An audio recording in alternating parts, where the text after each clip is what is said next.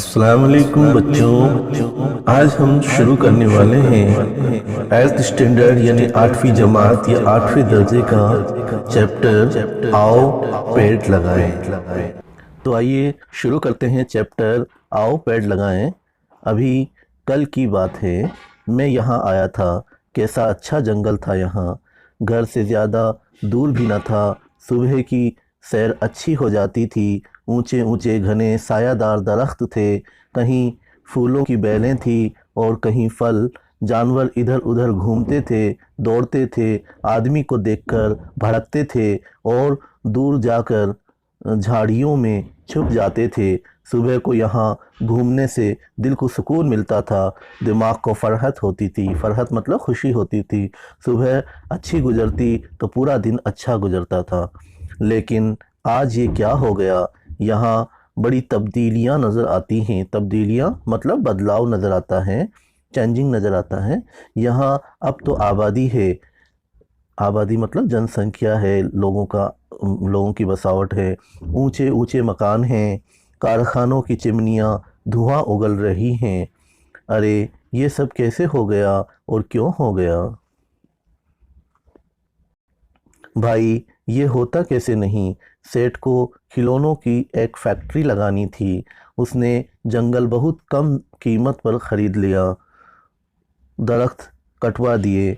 जब किसी दरख्त मतलब होता है पेड़, जब किसी दरख्त पर कुल्हाड़ी पड़ती तो ऐसा लगता था जैसे दरख्त की चीख निकल रही हो। महीनों तक ये पेड़ कटते रहे और इनकी चीखें फ़िज़ा में गूंजती रही। फ़िज़ा मतलब माहौल में, एटमॉस्फेयर में गूंजती रही। फिर ये ज़मीन हमवार हुई, हमवार मतलब प्लान हुई।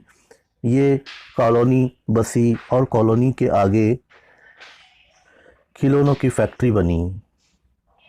ये चिमनी जो तुम देख रहे हो, ये चिमनी जो तुम देख रहे हो इसी फैक्ट्री की है।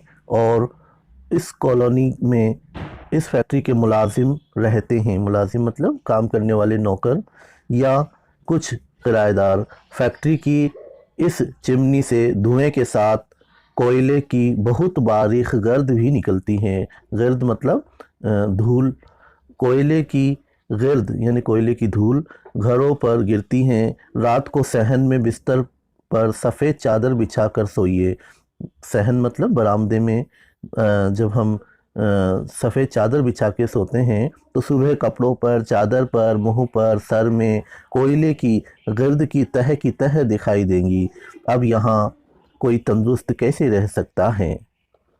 अरे साहब, ये जंगल अच्छा तो लगता ही था। चिड़ियों का चहचहाना, फूलों की खुशबू और खुशनुमा रंग आँखों को नूर और दिल को सुरूर बख्शते थे। आँखों को नूर यानी आँखों को रोशनी और दिल को सुरूर यानी दिल को खुशी बख्शते थे। इस जंगल से और भी बहुत से फ़ायदे थे। कुछ दरख्त सूख जाते थे, उनकी शाखें यानी उनकी टहनियाँ ईंधन का काम देती थी। मोटी शाखें और तने मेज़, कुर्सी, किवाड़, तख्त और दूसरा फर्नीचर बनाने के काम आते थे। अंदर झाड़ियों में मक्वा, तुलसी और दूसरी जड़ी बूटियाँ मिलती थी। वैद्य और हकीम साहब के मुफीद के नुस्खों से बीमारी दूर भागती थी। चलिए नेक्स्ट पैरा पे, नेक्स्ट सफ़ा पे। बारिश होती थी तो पानी बहकर दूर न जाता था, पेड़ों की जड़ों में जज्ब हो जाता था। जज्ब होना मतलब शौक लिया जाता था। और फिर यही पानी पत्तों से निकलकर बुखारात की शक्ल में उठता यानी भाप की शक्ल में उठता और स्टीम की शक्ल में उठता और बारिश बनकर बरस पड़ता। बारिश होती थी तो गर्मी कम होती थी। आप जानते हैं कि जब जानदार सांस लेते हैं तो हवा फेफड़ों में जाती है, ऑक्सीजन से खून साफ होता है और सांस के ज़रिए कार्बन डाइऑक्साइड बाहर निकलती है। पेड़ पौधों की पत्तियां भी सांस लेती हैं। कार्बन डाइऑक्साइड पौधों के काम आ जाती हैं।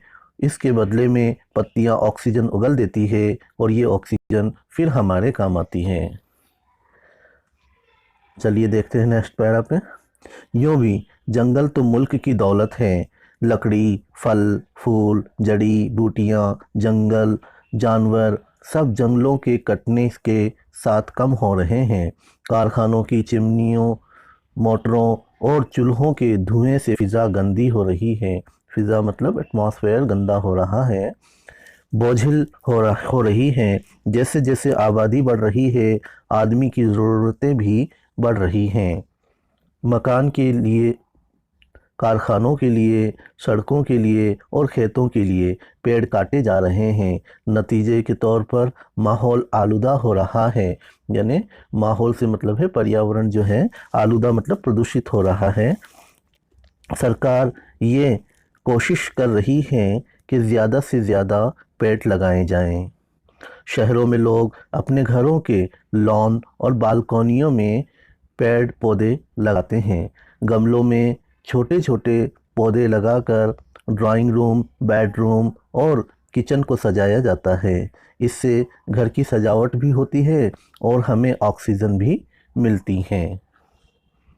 स्कूलों में बच्चों को पौधे लगाने की तरगीब दी जाती है। तरगीब देना मतलब माइल करना या किसी काम को करने के लिए मोटिवेट करना, तो तरगीब दिया जाता है लोग बच्चों को पौधे लगाने के लिए। सड़कों के किनारे खाली जगहों में पौधे लगाने का अहतमाम किया जाता है। अहतमाम मतलब ख़ास इंतज़ाम किया जाता है। इससे फ़िज़ा साफ़ रहती है। फ़िज़ा मतलब माहौल या एटमॉस्फेयर साफ़ रहता है। बच्चों, आप भी पौधे लगाइए। आइए अपने स्कूलों में, घरों में, सड़कों के किनारे और खाली जगहों में पेड़ लगाएं। आओ पेड़ लगाएं। तो बच्चों, ये आपका चैप्टर कंप्लीट होता है, आओ पेड़ लगाएं। बच्चों, जिन्होंने अभी तक हमारे चैनल को सब्सक्राइब नहीं किया है, मेरी उनसे ये आजीज़ाना गुजारिश है कि वो हमारे चैनल को सब्सक्राइब ज़रूर कर लें, क्योंकि इसी चैनल पर हम इन टॉपिक्स से रिलेटेड, इन चैप्टर से रिलेटेड क्वेश्चन आंसर जो एग्ज़ाम में आने वाले हैं उन्हें मज़ीद तशरीह के साथ में डालेंगे। और इसके अलावा आपको मॉडल पेपर के साथ एग्ज़ाम्स की, इम्तिहान की अच्छे से तैयारी भी करवाएंगे। अस्सलाम वालेकुम व रहमतुल्लाहि व बरकातुहू।